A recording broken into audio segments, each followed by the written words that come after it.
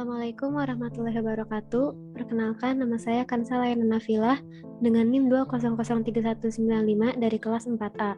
Saya akan mempresentasikan laporan hasil studi lapangan saya yang berjudul Analisis Pengaturan Pendidikan Tatap Muka Terbatas yang berlaku di Sekolah SMPIT Insan Madani Tangerang. Berikut ini adalah hal-hal yang akan saya presentasikan kali ini. Yang pertama ada pendahuluan, yang kedua landasan teori, yang ketiga pembahasan, dan yang keempat kesimpulan. Pendahuluan.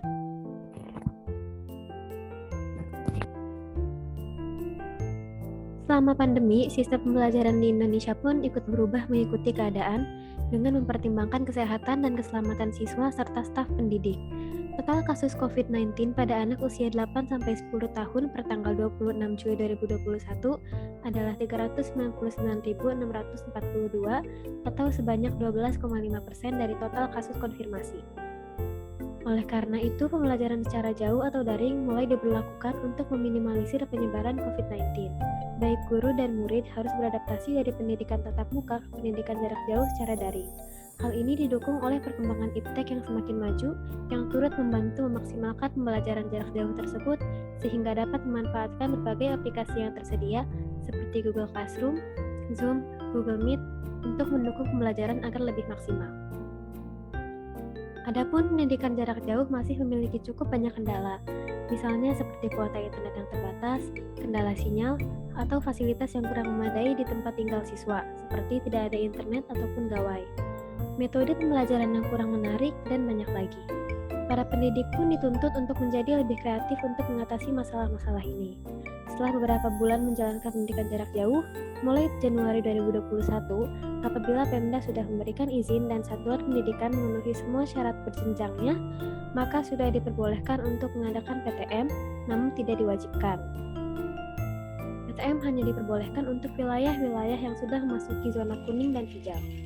Tujuan dilakukannya studi lapangan ini adalah untuk mengetahui bagaimana pengaturan PTM yang dilakukan di sekolah yang sudah mulai melaksanakan PTM. Selanjutnya, landasan teori.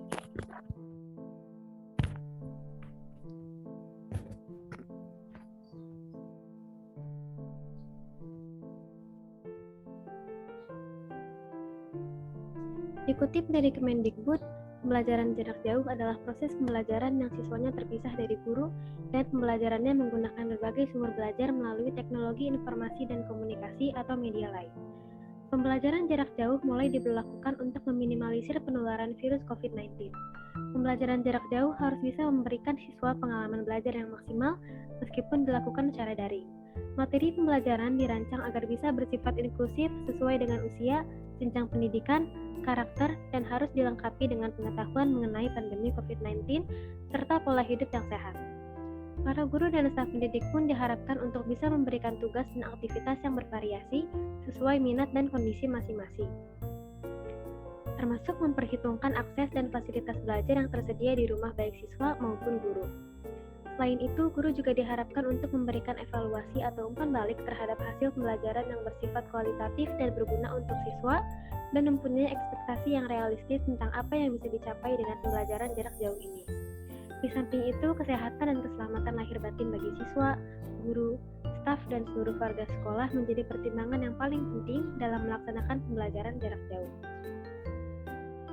Sejak tahun ajaran atau tahun akademik 2021-2022, untuk sekolah yang pendidik dan tenaga kependidikannya telah mendapatkan vaksinasi COVID-19 secara lengkap, maka pemerintah pusat, pemerintah daerah, dan kantor wilayah Kementerian Agama Provinsi, Kabupaten Kota sesuai dengan kewenangannya mewajibkan sekolah mulai dari tingkat PAUD, pendidikan dasar, pendidikan menengah, dan pendidikan tinggi di wilayahnya untuk menyediakan layanan pembelajaran tatap muka terbatas yang wajib menerapkan protokol kesehatan sekaligus pembelajaran jarak jauh.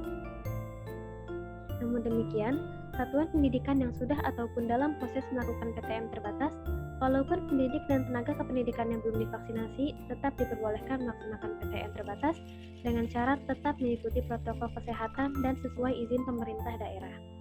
Bagi sekolah yang sudah memulai pembelajaran tatap muka terbatas, orang tua atau wali peserta didik tetap dapat memilih untuk melanjutkan pembelajaran jarak jauh bagi anaknya. Sebelum menghadapi pembelajaran tatap muka, Sekolah perlu untuk memenuhi standar kesiapan pembelajaran, membentuk Satgas COVID-19 di sekolah, mempersiapkan sarana dan prasarana sekolah dan seluruh warga sekolah dalam memenuhi protokol kesehatan, dan mempersiapkan kombinasi metode pembelajaran tatap muka terbatas dan pembelajaran jarak jauh. Pembelajaran tatap muka terbatas di sekolah dilakukan melalui 2 fase, yaitu masa transisi yang berlangsung selama 2 bulan sejak dimulainya pembelajaran tatap muka terbatas di sekolah, dan setelah masa transisi selesai, maka pembelajaran tatap muka terbatas memasuki masa kebiasaan baru.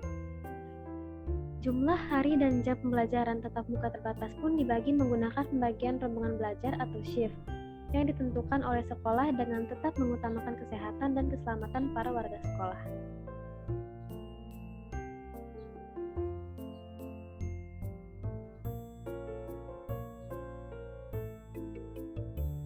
Ketiga adalah pembahasan.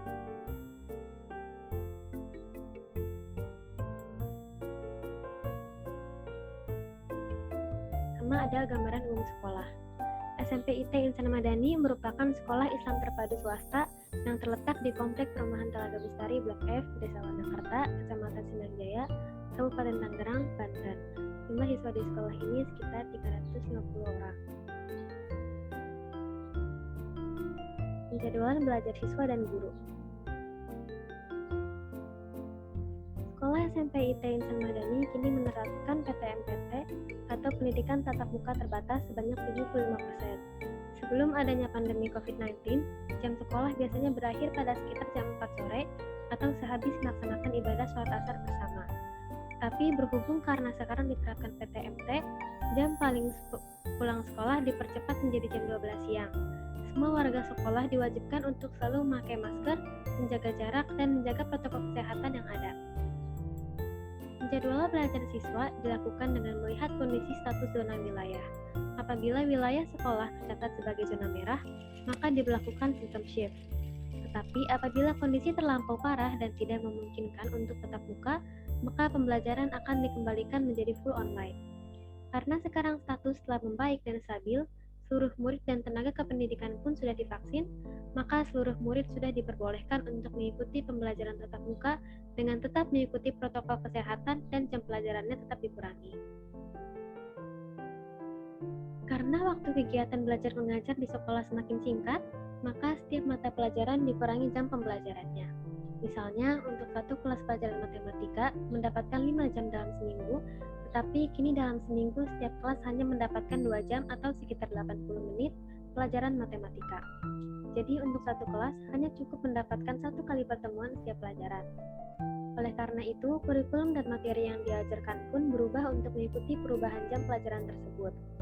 Para guru harus pandai untuk meringkas dan memilah materi yang harus disampaikan agar tepat sasaran dengan penyampaian yang singkat, ringkas, dan tepat agar bisa tersampaikan dengan maksimal kepada para murid dengan waktu yang terbatas. Untuk evaluasi pembelajaran seperti ujian atau penilaian tengah semester dan penilaian akhir semester dilaksanakan secara offline atau tatap muka. Tetapi apabila ada anak murid yang tidak menyanggupi ujian offline, misalnya bagi murid yang belum divaksin pun masih diperbolehkan untuk mengambil ujian secara daring.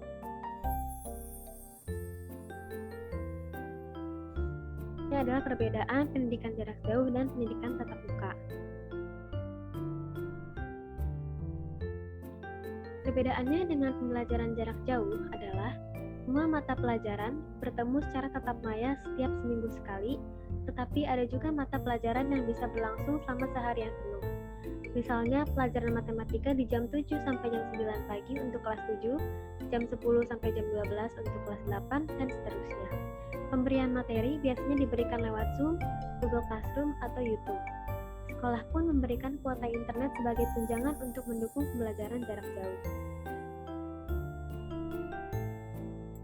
Selanjutnya adalah kendala.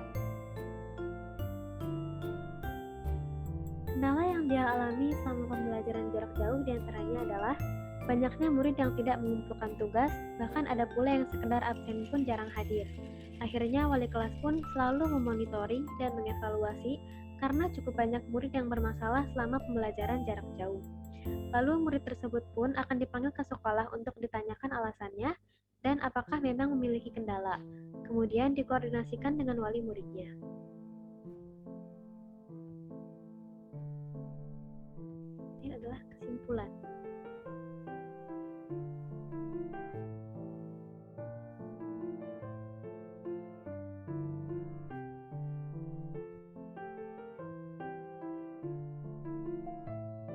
SMPIT Insan Madani telah menerapkan PTMPT atau pendidikan tatap muka terbatas sebanyak 75%, dengan waktu kegiatan belajar mengajar yang dikurangi.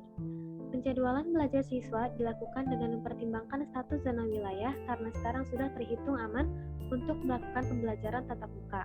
Dan semua warga sekolah sudah divaksin, maka PTMT sebanyak 75% pun sudah diberlakukan, dengan sebagian besar kegiatan belajar mengajar sudah dilakukan secara offline. Apabila situasi kembali memburuk, maka pembelajaran jarak jauh atau daring pun akan kembali diberlakukan. Karena dipersingkatnya waktu kegiatan belajar mengajar, setiap mata pelajaran pun harus mengurangi waktu untuk setiap pertemuannya. Untuk satu kelas yang biasanya mendapatkan 2 kali pertemuan per minggu untuk setiap pelajaran, kini cukup mendapatkan 1 kali pertemuan tiap pelajaran. Oleh karena itu, kurikulum dan materi yang diajarkan pun berubah untuk mengikuti perubahan jam pelajaran tersebut. Para guru dan tenaga pendidik harus mencari cara untuk memilah dan meringkas materi yang akan disampaikan agar tepat sasaran dengan penyampaian yang baik dan tidak bertele-tele, agar bisa tersampaikan dengan maksimal kepada para murid dalam waktu yang terbatas. Setiap evaluasi pembelajaran seperti penilaian tengah semester dan penilaian akhir semester pun telah dilakukan secara tatap muka seluruhnya. Pada pembelajaran jarak jauh, semua mata pelajaran bertemu secara tatap maya setiap seminggu sekali. Tetapi ada juga mata pelajaran yang bisa berlangsung selama seharian penuh.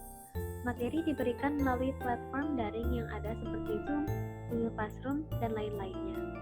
Sekolah pun memberikan tunjangan berupa kuota untuk pembelajaran jarak jauh ini. Kendala yang ada pada pembelajaran jarak jauh adalah banyaknya siswa yang tidak mengumpulkan tugas dan juga tidak hadir dalam sesi tatap maya.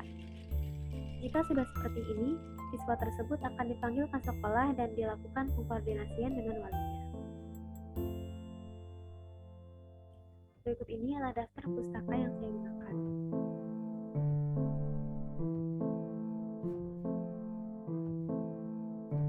Disitulah akhir dari presentasi saya. Kurang lebihnya mohon maaf. Wassalamualaikum warahmatullahi wabarakatuh.